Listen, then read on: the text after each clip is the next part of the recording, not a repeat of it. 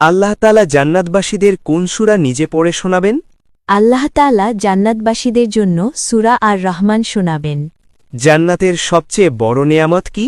আল্লাহ তাআলার দিদার লাভ করা, এটাই জান্নাতের সর্বশ্রেষ্ঠ নেয়ামত।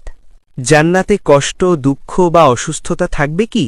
না, সেখানে কোনো দুঃখ, ভয়, বার্ধক্য বা রোগ থাকবে না। জান্নাতে জান্নাতবাসীদের বয়স কেমন হবে? হাদিস অনুযায়ী সবাই থাকবে যুবক বয়সে, প্রায় ৩৩ বছর। জান্নাতীরা কোন ভাষায় কথা বলবে? জান্নাতীরা আরবি ভাষায় কথা বলবে।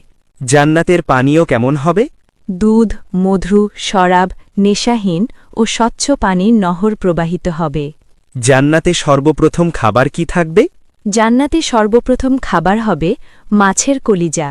ভিডিওটি শেয়ার করুন যেন আরও মানুষ উপকৃত হয়। আল্লাহ তাআলা আমাদের সবাইকে জান্নাত নসিব করুন। আমিন।